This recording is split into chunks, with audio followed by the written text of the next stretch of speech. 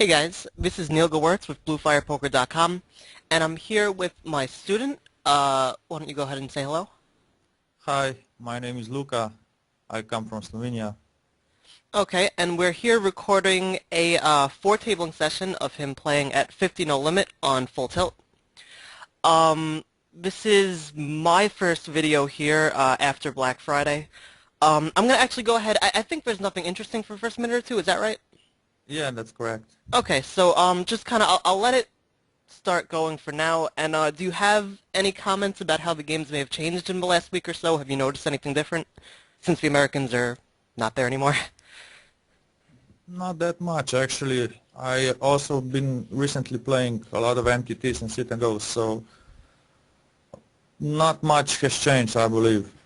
The games are pretty much the same. Okay. Maybe a bit tighter, maybe. Okay. Yeah, I haven't heard too much myself as far as the differences. I guess I would have assumed, I don't know.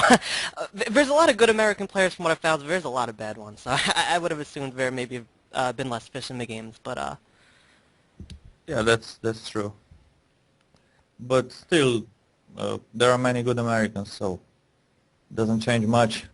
sure, I guess that's fair enough.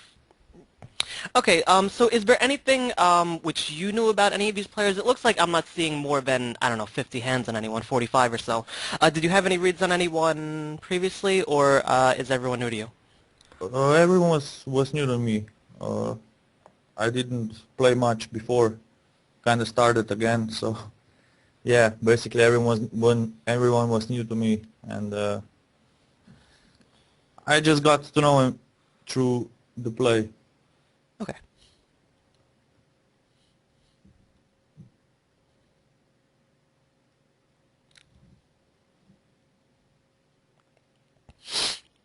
Just out of curiosity, over on table one, any idea what your plan might have been for that hand had it not been free bet with your queen ten offsuit? Or is that a hand you're defending with, a hand you're free betting as a bluff, or? Which minute is that? I mean, I'm not gonna actually bother going back, but over here on table one, you just had a queen ten offsuit in the big blind, against this button raiser over here. Oh, if I had more stats on him, I would probably defend, but since I don't know the guy, I don't know what his range is here, so I rather fold. Okay, that's fair enough. So I'm assuming you're probably gonna do the same thing with the king ten. Okay, yeah, it's similar enough hands, and yeah, it's reasonable. Early on in the session, I will make a couple tight folds like that with, out of position with the marginal hands. You just don't need to feel like you need to make a play without a read. Exactly. Although at this point now it looks like maybe he's someone you do want to free bet, but well, we didn't know that then.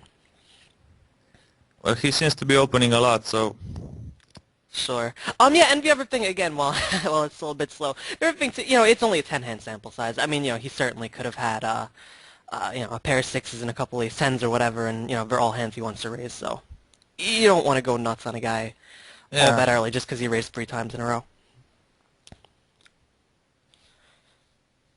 I also didn't receive any great cards during the session, so but when I did, it kind of got folded to me, so not much of action here actually. Okay. Well, we'll try to supplement that a bit with a few more hypotheticals or whatever, and maybe look for a few spots where you chose to pass on a marginal hand, and maybe you could have turned it into a bluff or something. Yeah, okay.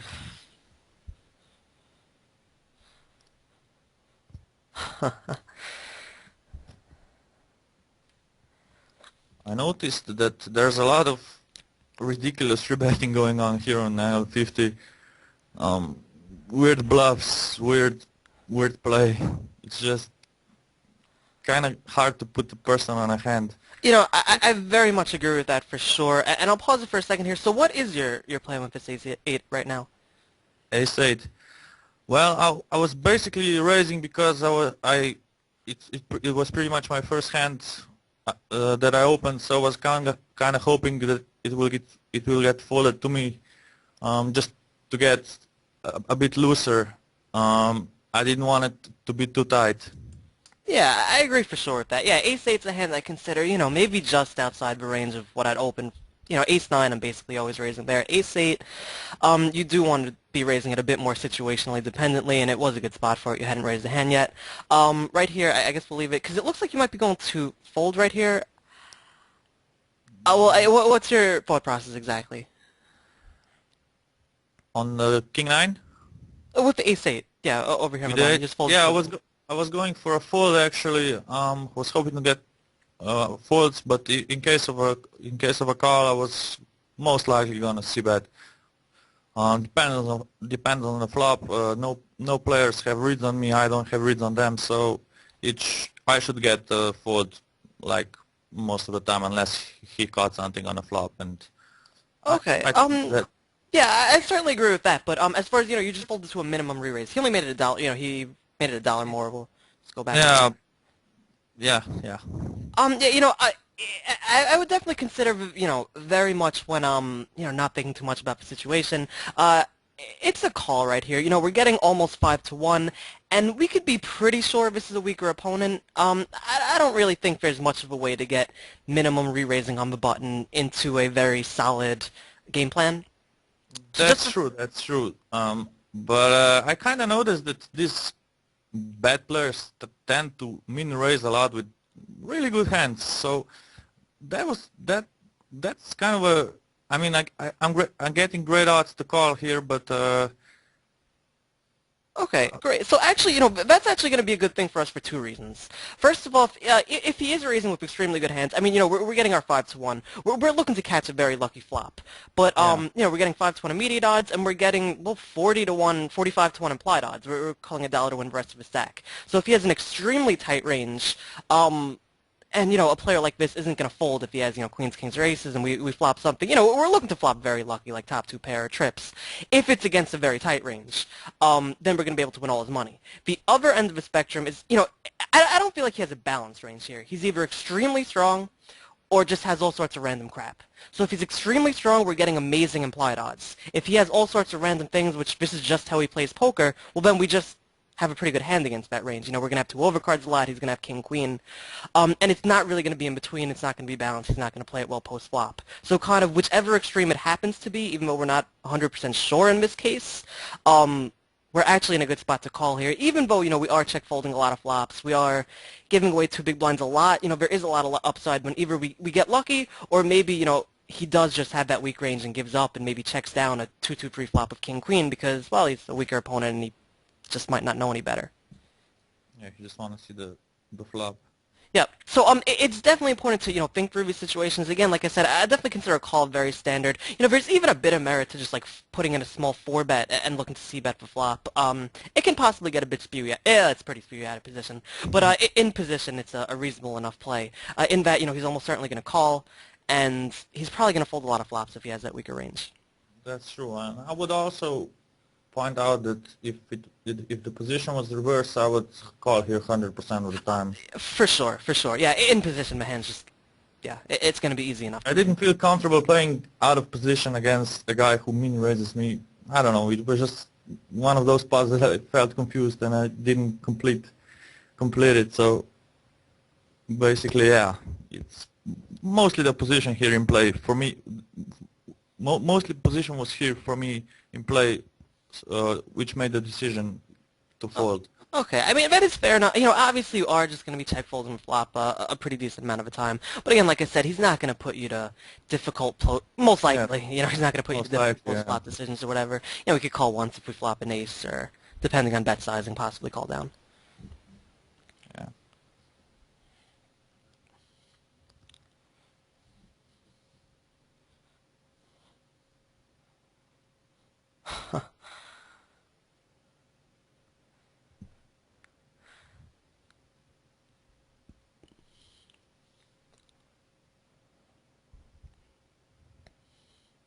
I see you have auto fold over on table one with the ace-5 offsuit. Um, so I guess what's your button ceiling range? Oh, all right. Actually, you might take it off. You might have heard me somehow. It looks like you went, no, no. So yeah, what is your button ceiling range?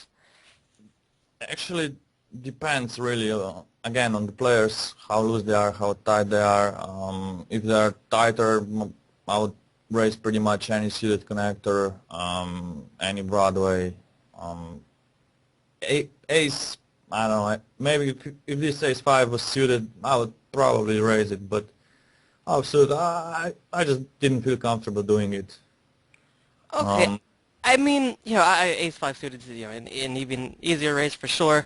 Even offsuit version, particularly if you're raising smaller on the button, I guess, I noticed you make it $1.75 from, is that from every position, or are you making the same raise on the button?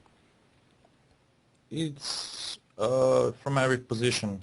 Okay, so, yeah, one thing you could possibly do is, raise smaller on the button. Yeah, I just usually pot it, so yeah, I could use a smaller like 1.2 or something like that. Sure, and remember, I guess what I want to point out is there is a tighter player in the big blind there, and we're going to pause it, because I know I want to talk about this king-queen hand. It's actually really hands I saw from this video, but everything's new to me except for this one, and we'll just quickly finish up on the button thoughts after. We'll just pause it right there. So, okay, so what I want to say about the ace-5 quickly on the button, yeah, post-flop, when you do make a steal on the button, first off, realize, just looking at it as straight up as a proposition, you're risking, say, again, particularly if you make it less money, you're risking $1 to win 75 cents, and they're going to be folding a lot. So it really is very immediately plus EV to be stealing on the button with a lot of hands. That's why players play so loose on the button.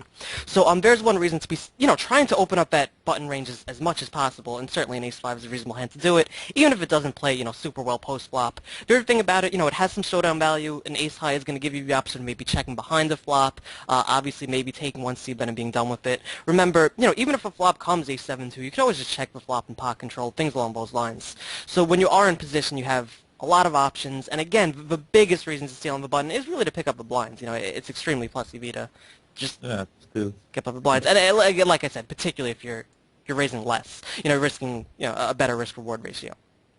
So then, I saw this king-queen hand, and you do deliberate between a free bet or a call here, and you end up calling. What's your thought processes there?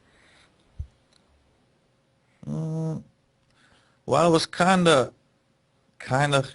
looking for action, but it, I wasn't sure. I didn't know the guy.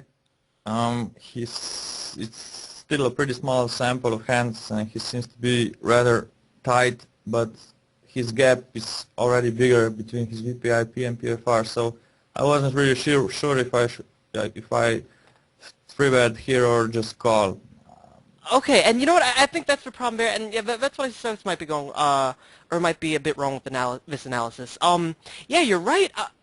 I, I'm not quite sure, but you could free bet, or you can't free bet king queen for value against this guy. Obviously, it's 12 hands, but it's pretty likely that he's a pretty standard taggish type player who's not going to call a re-raise with much worse than king queen. But you're very much ignoring the fact that there's a player in the small blind here. Right now it is only 7 hands, but he doesn't have auto rebuy on, and he's playing 43-0 over about 7 hands. What are the odds that that's a fish right there? Pretty big. Pretty big, pretty big. Again, it's still only 7 hands. We can't be 100% sure, but oh, you could be pretty close to it. So, the real key of this hand is not going to be to play this hand against the reg. So the benefits of rebetting here is that it's most likely going to knock him out of a pot. Obviously, he's playing 17-8. Exactly. We want to isolate the fish in position. So, the first question you want to ask yourself, can I free bet this hand for value? Well, against the 17-8 on the button, who's more than likely after a few hundred hands going to be playing 2016 or whatever. But can you free bet him for value? Not really, probably not. But you can you free bet for fish for value for sure. And it's also going to knock out a ton of his range, going to get us heads up in position against the fish. So yeah, this is a great spot where even though when we free bet against him, it's much closer to a bluff. It's one of those, a bit merging top of your range type situations. There's nothing wrong with ending the pot early with a free bet, and yeah, it's a value bet against the fish, or the weaker opponent. Try not to be too mean here. That was kind of my mistake. Yeah, and focus, for the most part, yeah, still a 50 no limit. You really do want to focus on the weaker opponents more than the tighter ones. You're just going to get a lot more money out of that guy than you are, the tightest guy in the button. That's true. And after this flop, I didn't see any reason to bet here because it's just so connected and it's not a good flop for king queen in a three-way pot, so I just gave up on it. Sure. Yeah, I basically agree. But one thing I will say is that I would expect the button to check back that flop a lot. So, we're going to get him out a lot, but with a looser opponent there, you're right. It's just a bit too connected to really Yeah. want to do too much else. What's your thoughts here for sixes? I guess I'll pause it for a second. I'm go well, obviously I'm gonna raise them on the bottom.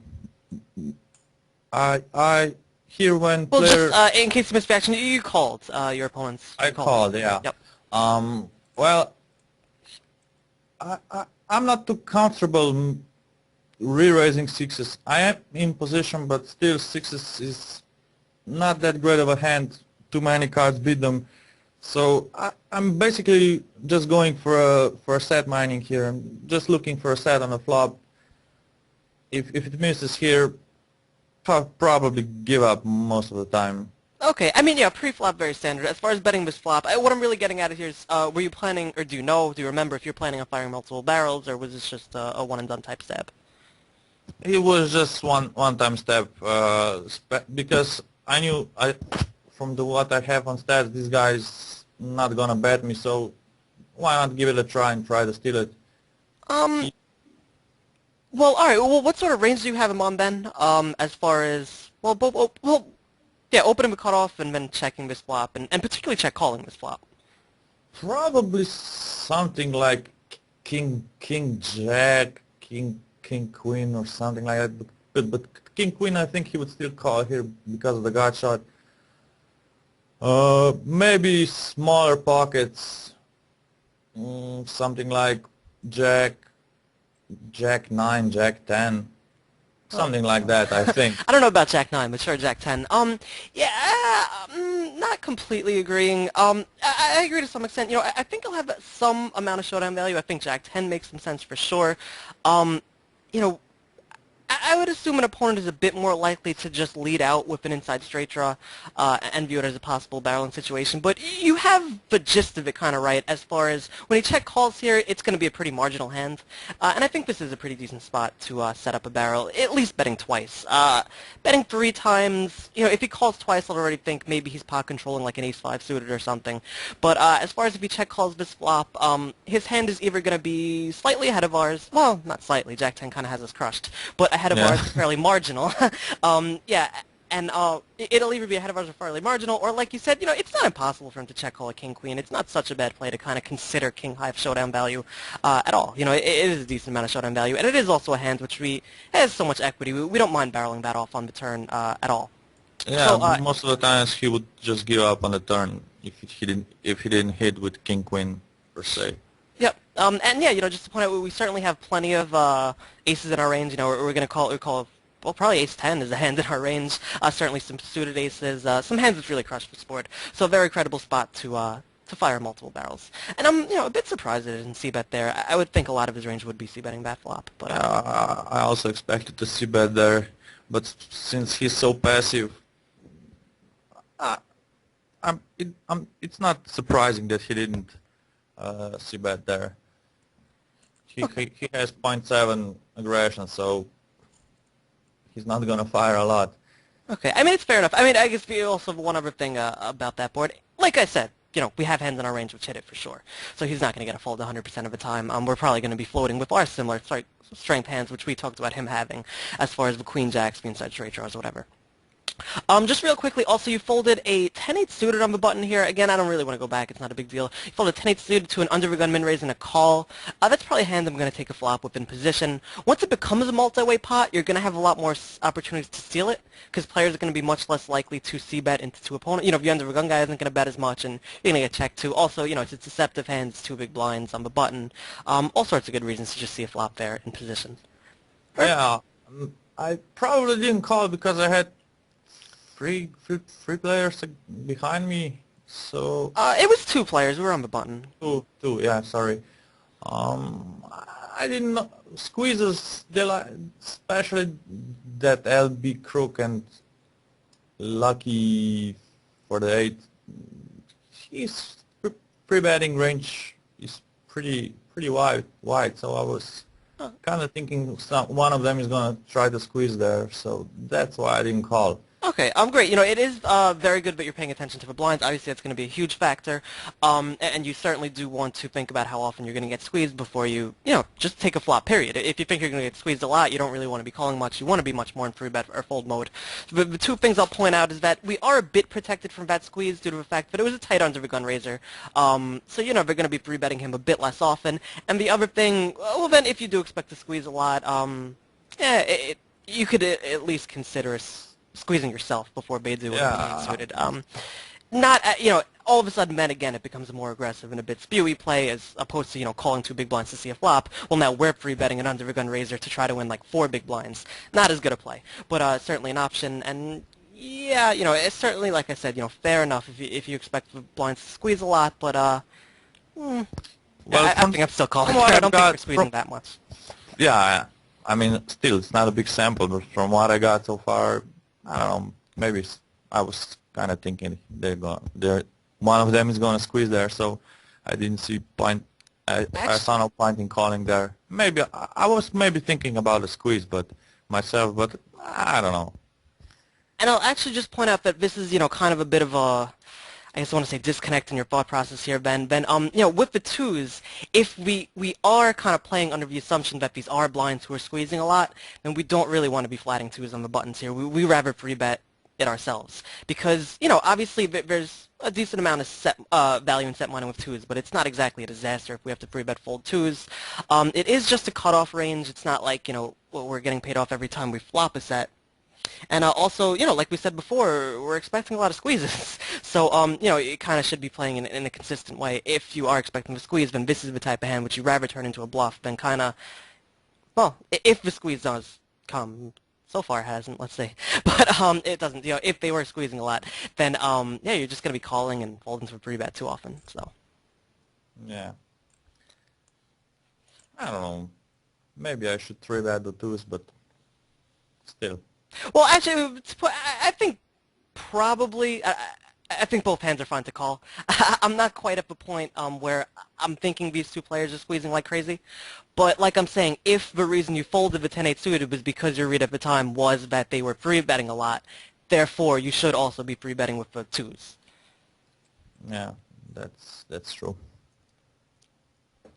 And actually, we do see him kind of squeeze here, so maybe they are. It's too early for me to really say 100% for sure. But I think calling with both hands would have been fine, and kind of not assuming that these players are particularly overly aggressive. Okay. Especially the lucky for the 18 is pretty aggressive. He is pretty aggressive for sure. Yeah, he is playing 30-25. It's 100 hands. 7% free bet's not outrageous or anything, and this guy's 15-11, even with the high free bet percentage. It's tight aggressive. Yeah. And now it looks like they're busting each other.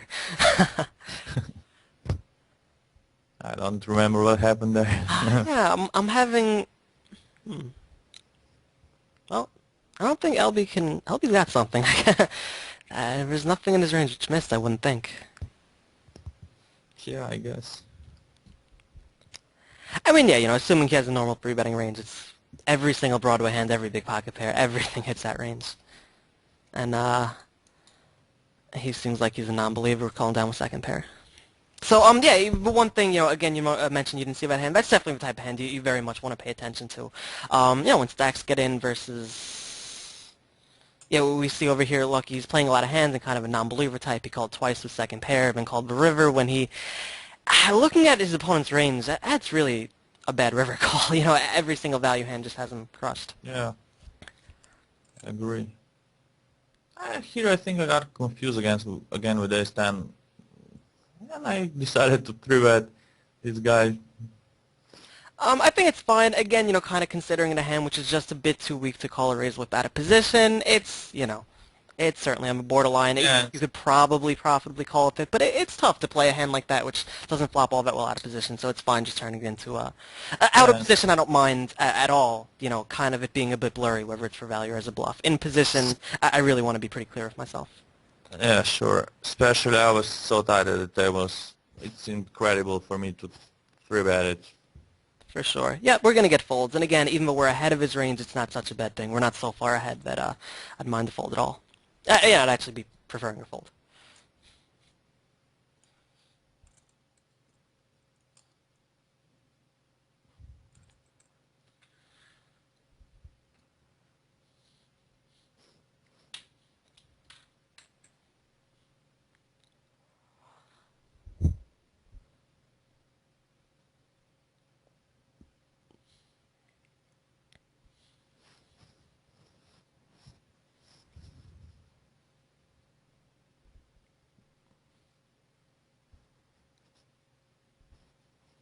it's funny when you look at the garbage you had and you see the flop, and makes you want to rethink. Playing the hand. What does it seem like your plan over here with this ace three is? Just check call down? Yeah, I was on a blind. He just limped in. I just check call him down. I like, the one thing I'll point out, I do like that you at least considered that raise on the river bear. It is very important to think of a bit of an unorthodox line like that. I think I agree, but it is a bit too thin, particularly after seeing his hands. But, you know, I like your idea of just kind of inducing in a spot where, you know, it's basically a way ahead, way behind spot, and you're just very often way ahead. Unfortunately, you know, he limps the button with ace 10. But, Yeah. yeah, it's a spot where I'd probably snap call any river bet. If he jammed all in, I'd think about it. But it's still, it just, you know, when you give your opponent such a good spot to bluff, it's hard to find the fold. Yeah, And, exactly. Especially on that river bet. well, I mean, yeah, river's absolutely no reason to fold to that river bet. Yeah, and like you did, you know, you definitely consider a raise for sure. I've definitely raised in a spot like that, then, you know, value town myself. Similarly as often as I was right, but consider all your options for sure. You're ahead most of the time, so yeah, why not go for the race and get maximum Even, value? and yeah, you know, even just to point out, you know, occasionally I'll min raise the river or something, you know, I'll just look to get one more big blind. And yeah, in today's games, it is, again, particularly against fish, very important to think through, you know, all the outside of the box lines or whatever, and yeah, you know, picking up an extra big blind or two here, it adds up. Yeah. Without knowing too much, I mean, I'm assuming we're just going to fold here. Without knowing too much about this opponent, which we don't, for sure, the standard line is fold. We don't need to go to war with this guy at all. But one time we did see him free bet, he had jacks. But just to point out, these guys who play extremely tight and seem to be free betting just kind of their entire range, you know, he's playing 16-14 with a, I think it's a blip blurry, am I seeing, with 13.9%. 34.3, I think, yeah. Yeah, Oh. yeah. A high 18.8 it's actually. 18.8% free bet percentage.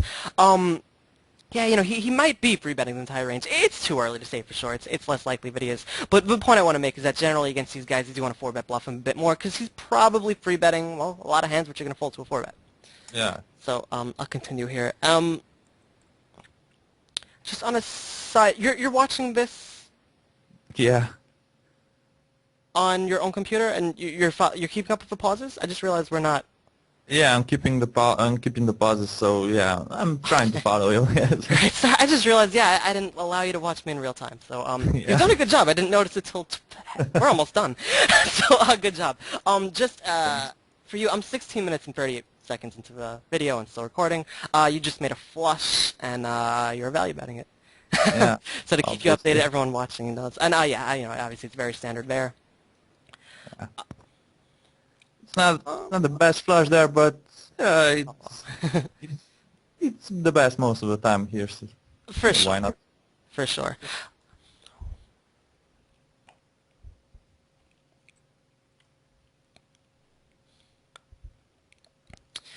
And yeah, very standard on table 2, you know, you do want to save about base 9, and you know, it goes back to, it's not the exact same thing, but you know, when you do call in position with a somewhat marginless hand, like I said, you know, occasionally you'll just get to pick up a pot from a weaker opponent who, it's a board I'd expect a good opponent to see betting a lot. Yeah. I wouldn't be raising with Jack-10 suited here. First off, one thing about the raise sizing, whenever there is a limper, you certainly want to be raising bigger. You know, when you just make it 2 big blinds more, he's not folding. You know, these guys who are calling a lot, just don't expect them to fold too many. And I'll actually pause it again right here. On both tables, first off, we have very loose passive type opponents.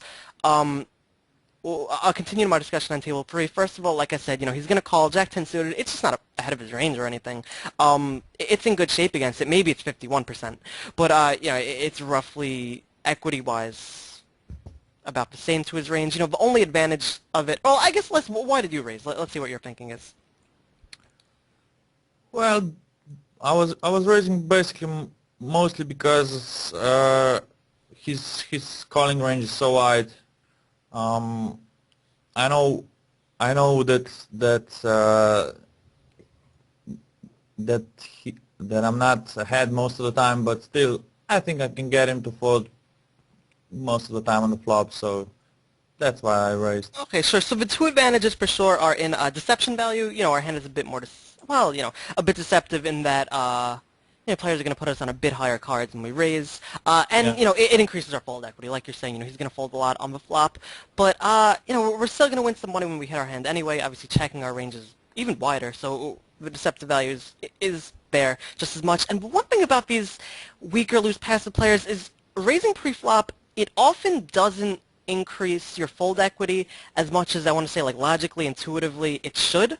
A lot of times when there's more money in the pot, I just have found, and I'll ask you if you agree with me or not, but I've found that a lot of players, when you do raise them, they seem a bit more likely to raise the flop or to float the flop or to just kind of not give up with some money out there. Have you Yeah, I found that? noticed that. Yeah, you these days they like to float a lot the Yeah. flop. Yeah, I very Um, much agree with that. Yeah, so actually by raising pre-flop, I think, all of a sudden you raise and now you bet a 6-2-4 flop. He's not going to give you credit for anything. He's going to call this flop with just about everything, and, do we really want to be barreling? If there was a heart on the board, we could barrel any heart. Obviously, I'm assuming your plan is to barrel any high card or whatever. yeah, So we yeah. could barrel a decent amount, but, we don't have a lot of backdoor equity, and he's just never folding to this flop bet. We're going to be floating a lot. So it actually, whereas opposed to if we checked this pre-flop and we let out on this flop, I think he's much more likely to fold all of a sudden with no money in the pot. And, we checked. We're a bit more likely to have actually hit this. So I guess, yeah, the couple points I'm making is that it really doesn't increase your fold equity as much as you thought. I think you could still stab out at an ace-7-2 flop if you checked it. Kind of make a c-bet against him, and he'll likely still fold if he doesn't have an ace, whether we raise pre-flop or not. Yeah, it would be easier. Here, there's just nothing to represent on that board. So unless I don't know overpair, but he won't give me credit for that. Exactly. He just, he's going to make you fire twice at it. So the one thing about these guys is for sure, you need to be thinking firing multiple streets kind of in general, and you want to have some equity for that, which we don't quite have. And, well, I think I had a second point, but I'm not quite thinking of it right now. But yeah, you want to fire, well, I guess the second point was it gets difficult when you start firing multiple barrels. Because such a loose player like this, he might call twice with king 5, and then we don't know what rivers to bet and what rivers not to bet, and it goes check, check, and we lost 2 barrels to king high. So it gets difficult multi-barreling such a wide range, I guess is the point I want to make. Yeah. And then, similar enough argument on table 2. For sure, ace-king is a hand we need to raise for value. Again, I think I tend to raise a bit bigger, but, no big deal there when we're in position versus out of position. My raise sizing will be a bit smaller. So on table 3, I really do encourage you to add an extra big blinds for being out of position and all that. In position, neither way, it's not going to make a big difference, raising an extra big blind or not pre-flop, but, something to consider. And similar things enough on table 2. I don't think he's really folding this flop all that much. I wouldn't even bother c-betting. Like I said, in position with an ace side, we have showdown value. We can consider calling a lot of turn cards. We could possibly, obviously an ace or a king we're not giving up on.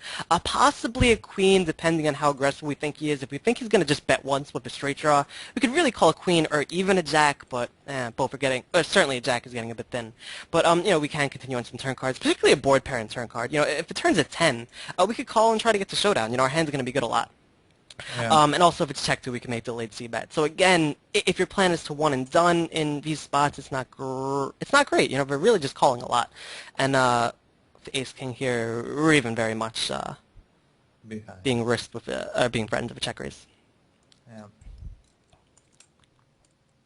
The next hand is interesting. The ace queen. Kind of got confused there. Okay, I think we're good. So I mean, just oh well, does he call? Okay. Yeah, I just wouldn't be folding this hand at this point. That's unfortunate. So I was gonna say now we just can't call getting well. Honestly, it might be even a bit closer. But a couple things I'd say about it. You're obviously pre-flop, very standard 3-bet. I think we're still far enough ahead as well, not far enough. It's tough to say. You could run a poker stove. I'm not going to do it right now. We have good enough equity against his range on that flop to really want to be getting it in. First off, yeah, to be wanting to find a way to realize that equity best. So the two ways to realize our equity are to either just bet and call it off, jam the pot button, and then at that point we're certainly getting the right odds to call because he's only got, maybe a min raise left past that. Or possibly, were you planning on check raising or were you just planning on check folding? I was I was dependent on, basically I was planning on check calling, but not check jam calling. So if he came something like 7 or something, I would still call to see the turn card. Okay. Again, Uh, I think I prefer a raise. I don't mind a check raise there at all, given that makes the bet sizing where it looks like he could fold to it. Check calling. Again, you're kind of not all that likely to realize your equity. He's probably, I mean, I would assume that if you're check calling the flop, you're going to check fold any non-ace or queen turn. yeah, Yeah, I guess. we just have the best hands a good bit too often enough to really want to just be throwing it away there. And when we are beat, we're just, pretty likely to have our 6 outs. So we want to find a way to somehow get the last bet in, maximize fold equity, as well as, realize our actual equity. Occasionally a check raise is very good there. A lot of times when opponents get checked to, again, these weaker opponents, they get checked to in a free bet pot. They bet, and sometimes I've actually seen, a guy with $18 bet like 12 and fold to the raise. Whereas, obviously, if he's any sort of a decent poker player, he'll realize he's getting the odds to call. But, they'll just bet fold off a ton of their stack, and, you just absolutely printed money there from him, inducing a big bluff and him not even seeing, clearly he has a lot of equity against ace high. Yeah. So, that's certainly being an option, as well as just kind of jam the pot button, and if he sticks it in, it's too bad. But call it off, and you're going to have, your 33% equity most likely. Remember, he could certainly have a weak, worse hand there. Something like there's a few straight draws or whatever, a pair of fives is going to happen for sure. We have decent enough equity against that. Yeah. Like I said, I got kind of confused there. I it's Sure. it's bluff jam most of the time there, so I don't Sure. know why I Yeah, didn't. given stack sizes, I like it. Yeah, but one other thing I'll point out is, yeah, when he does check and, or I'm sorry, when he does stick it in, at that point I don't think we're getting the right price to call. There needs to be some more money in the pot. We're getting, well, not the right price. He bet twice the pot. So I think it Yeah. does have to be a fold at that point. With these 9s here, what do you think of a C-bet? Well, given the fact I raised pre-flop, I was out of position. I wanted to represent an ace or a jack, but then he min raised me. Okay. I mean, yeah, the thing to point out about this situation is that, well, you want to represent an ace or jack, so what are you trying to fold out? Excuse me, I didn't understand. So you mentioned that you're trying to represent an ace or a jack.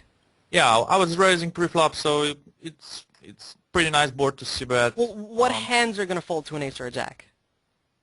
Something like I don't know, maybe king queen, king tens, pocket pairs, small pocket pairs. Yeah, hands we have beat is more or less the point I'm making, and even some of them will call. So, there isn't a ton of value in c-betting this board, because for the most part when he folds, he's folding a smaller pocket pair, which, just for the most part, again, what I've found is that, when a player has a pair of 5s on a board like this, particularly when we check it back, and that very much shows that we have showdown value, they're not all that likely to take a stab. Against a very aggressive opponent, you are just better off betting because you're not going to get this hand to showdown anyway. But against a fishier opponent, when for the most part, betting just folds out worse hands and gets called by better, you're better off just checking behind and seeing a turn card. Particularly a looser opponent, I wouldn't quite expect him to fold king 10 or king queen. He's likely going to check call.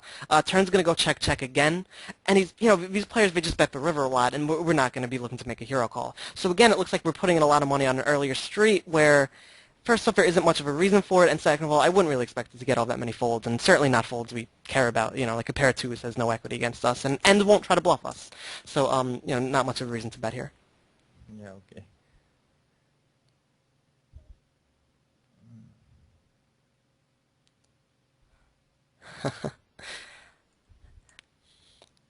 It looks like you considered me. Yeah, it's certainly a fold. It gets annoying when a fish check raises you, but important not to get stubborn and just find the fold there.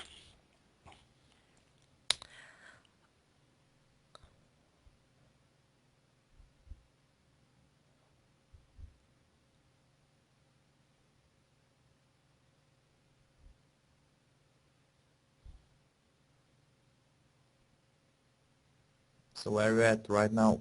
Okay, we have kings on the button and ace jack. We got 3-bet, and we're at 1940. Okay. And we... and we'll pause it right there, so it'll let you catch up on a couple things to talk about. And it's about 1950 to be exact. So Well, before we actually make a decision with the kings, I guess I'm assuming you remember the king's hand. We'll talk about that one first. Yeah, yeah, I remember. Um, okay, so what? Well, what do you do? What is your action? I guess I'll just actually let it go forward just a few more seconds, and we'll see. So it looks like you're raising, and I'll pause it right there. Yeah. Well, what's your thought process with this raise? Oh well, he is pretty aggressive, and that board is rather scary. I don't think I want to see the turn card, so mostly that's why I raised there. I'm in position, so and I want to get the kings in. Except that board is not very good for kings. All right, so well, okay, well, let's start with what sort of range do you have him on for leading out here? Maybe ace 10, some maybe some flush draws, something like 8 ace or possibly smaller pocket, or maybe some queen something hand. I would probably think his range is a decent bit stronger than that. Well, you didn't mention sets. Yeah, if he flopped the sets, he wouldn't be folding there. So, That's true. For sure, but it's just for he's not folding a set. We know that. But for leading out, do you think he might lead out with? Well, first off, how many sets does he have in his range?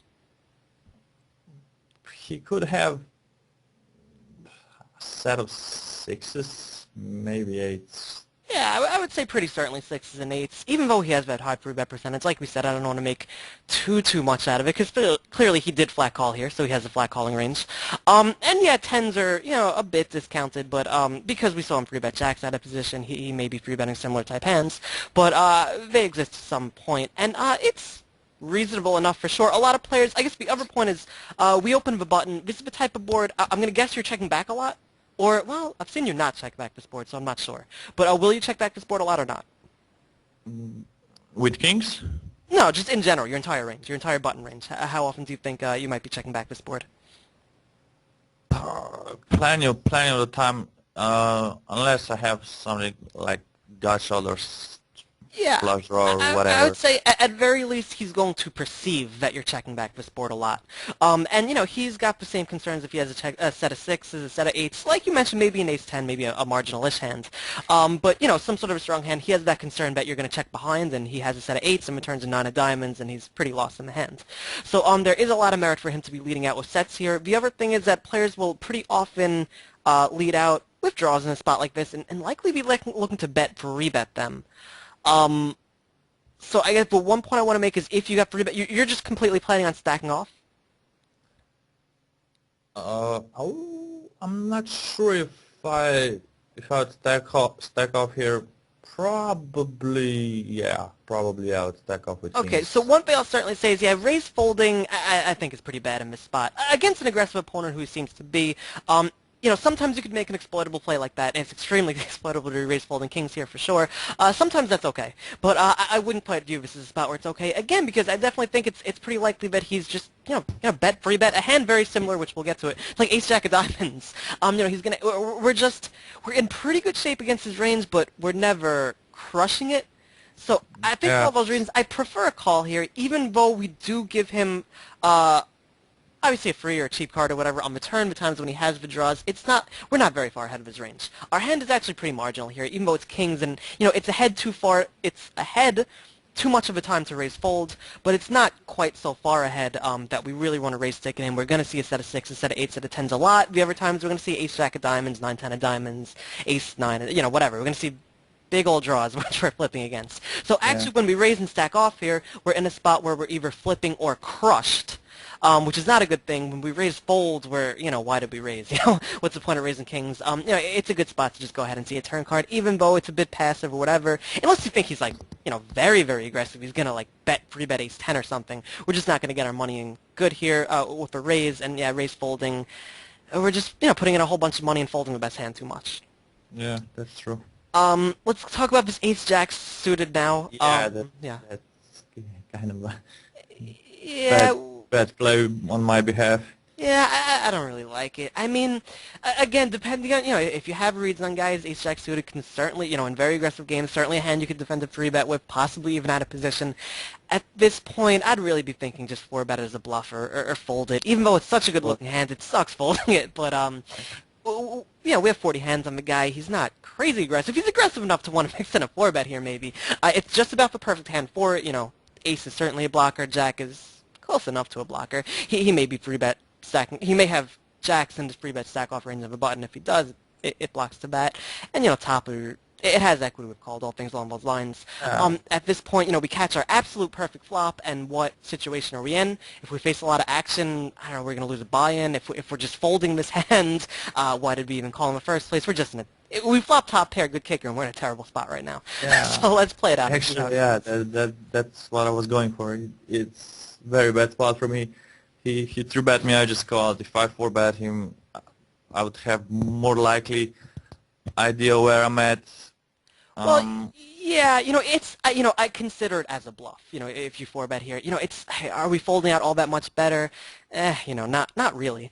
But you're gonna fold out, certainly hands with a lot of equity, and again, it comes to, can you profitably play a post flop? And it seems like if he's passive post flop, obviously calling becomes a lot better of an option. I guess the queen is probably the worst card for his entire range, unless he has queens or ace queen, obviously. But obviously our range looks a lot like ace queen or queens, so I he's gonna think check there. either he was bluffing there or he had a better ace.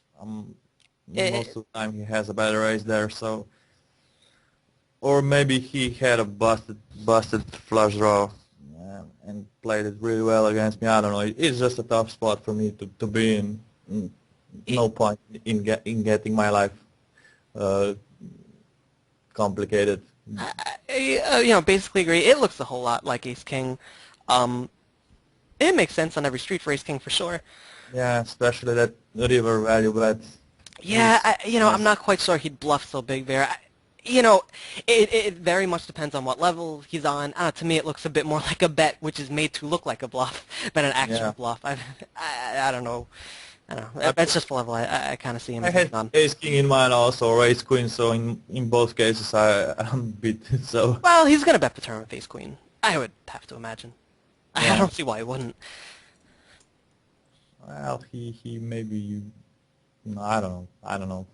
I mean, when you check call that flop, I mean, yeah, well, we'll discuss it without pausing just because nothing's going on. Yeah, when you check call that flop, it looks like you have an ace a lot, and ace very well might be calling twice, and if not, you have some sort of like a jacks or queens hand, and I don't know, he's not Yeah. getting another street anyway out of it, so, I mean, certainly the standard in general in poker, I would say for sure is, bet when you have a strong hand, so I would Yeah. very much consider betting ace queen on that turn of standard play. Yeah. Um,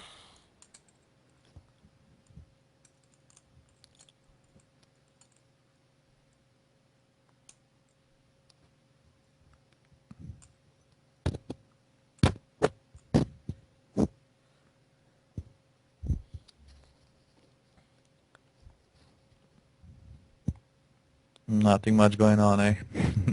Correct.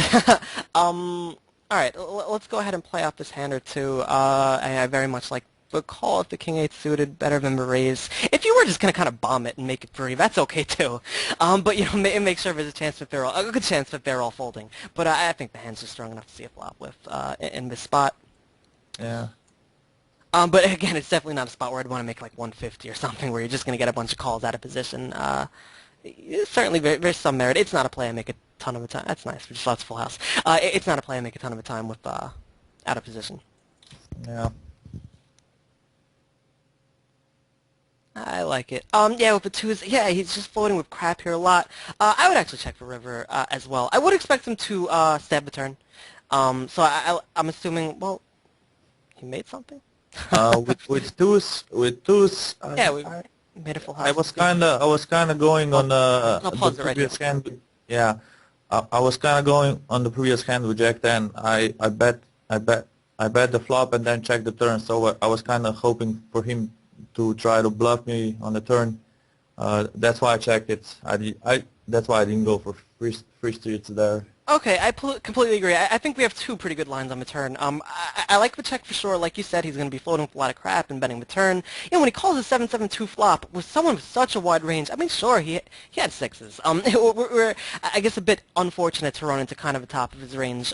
He actually had some showdown value, but you know, a lot more often, like we've discussed before, these players, you know, it's not even a bad play at all to call this flop with ace high. Even a good player can certainly do that. Yeah. And yeah, a guy like this is just very likely to call this flop with king nine offsuit or whatever. He's just not all that likely to have too much on the turn, so I like a check. And you know, we want to kind of sell, but we don't have much. Do something kind of silly against a guy like Yeah. that. You know, a small check raise. Even leading out very small on the turn, I think is your other option. But like I said, I do like the check raise. By the river, when he checks back the turn, I guess I actually read it right. I'm going to take back what I said that I didn't like river bet. I'm actually wrong on that one. Yeah, it was a good river bet. Yeah, when he checks back the turn, he's just likely to have showdown value. So even though it doesn't look like he has all that much, we are more, if he had showdown value and he didn't bet the turn, you know, it wasn't strong enough to bet the That turn, is- then yeah, then he's not all that likely to bet the river. So actually, yeah, that is a good spot to go ahead and go for a small river bet. Even though, like, you know, I do agree with my initial assessment that his range isn't particularly strong.